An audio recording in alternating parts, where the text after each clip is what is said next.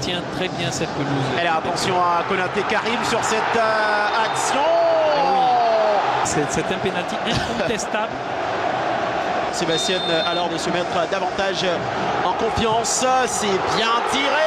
Le contre-pied parfait. Tout en maîtrise de Sébastien alors pour permettre à la Côte d'Ivoire de mener 1-0 après 20 minutes de jeu. La maestria de Sébastien alors pour l'ouverture du score. Tout calmement, tout en maîtrise, Sébastien Haller sur ce pénalty. Contre-pied parfait. Qu'ajouter d'autre, Yacoub? Ah ouais, il va aller faire le job.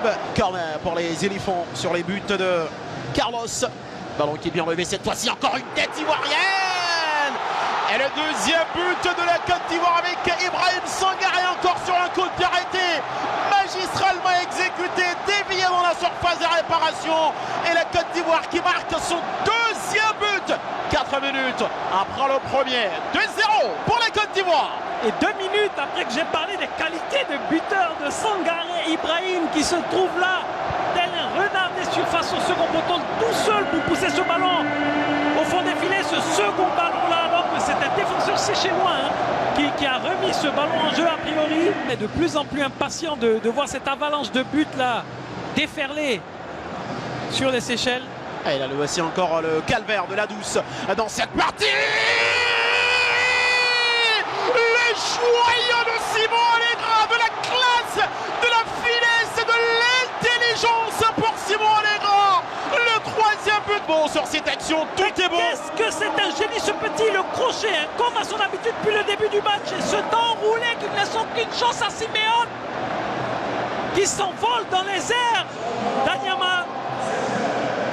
Oh là là, Simon Allegra, il nous transporte dans une autre dimension à l'occasion de ce Côte d'Ivoire-Seychelles. Allez, l'un des plus beaux buts certainement de cette première journée des éliminatoires de la Coupe du Monde. Et il est encore là. L'altruisme de Simon Allegra, cette fois-ci le centre, Francky Ali Kessié, le sombrero et le penalty. Et surtout intelligent, voici qui va se lancer pour l'exécution de ce penalty, Konaté Karim. Et le contre-pied parfait sur cette action de la part de celui qu'on appelle Kouka qui a servi sur ce coup. Un Kouka rafraîchissant au portier séchellois pour le 4e but de la Côte d'Ivoire. Il avait raté le sien avec le RB Salzbourg en première journée de Ligue des Champions.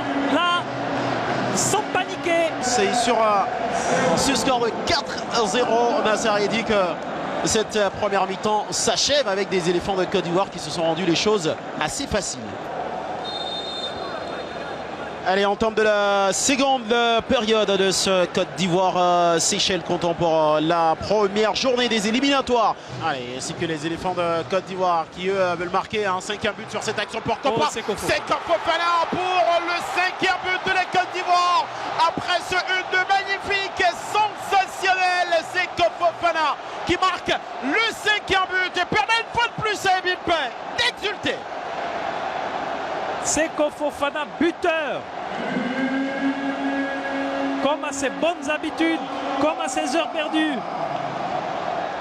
Quelle projection encore, mais le volume de jeu, et on voit là ce 1-2 avec Konaté Karim qui l'a sollicité volontairement et ce petit toucher. Mais ça rentre trop facilement là dans la défense des Seychelles. Ah, c'est majestueux là. Il n'a plus qu'à glisser ce ballon. Et le voici.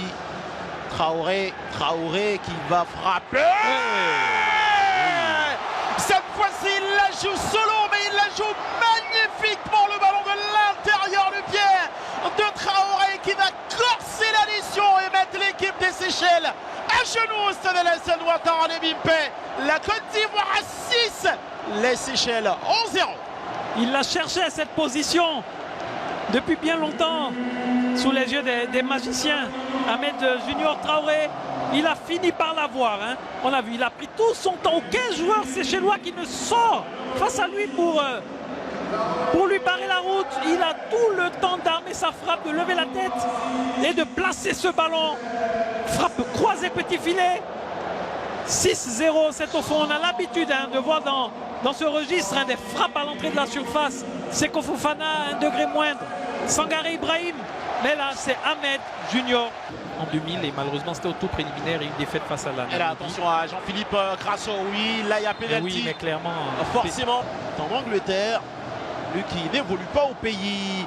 Là, c'est magnifiquement exécuté de la part de Jean-Philippe Grasso pour ce 7e but de la Côte d'Ivoire. Un seul but de la défaite, la plus lourde défaite de cette équipe des Seychelles de tous les temps. Effectivement, mi-Panenka, mi-frappe puissante là pour Jean-Philippe Grasso. Ce 8-1 face au Burundi, aussi face à la Libye en 2018.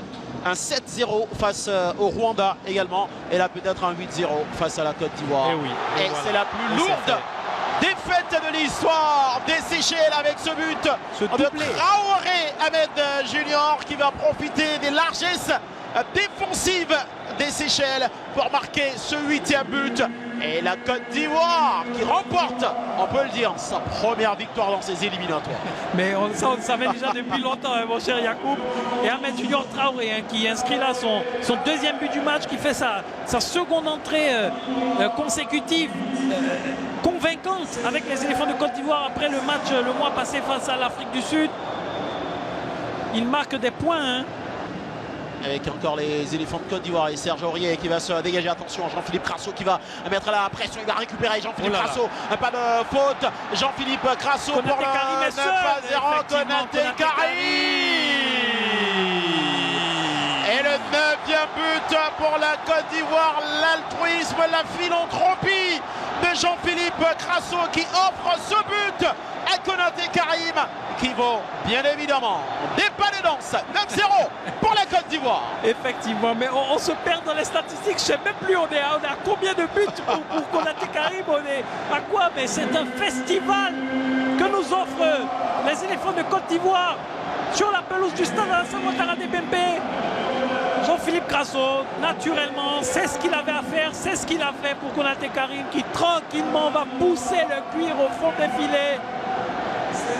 Ah là là, quoi de mieux qu'un tel match pour se donner de l'assurance, pour calmer le jeu après les différentes polémiques qui ont animé le volet non seulement sportif mais extra-sportif. C'est terminé entre la Côte d'Ivoire et l'équipe des Seychelles. Victoire écrasante de la Côte d'Ivoire, 9 buts à 0.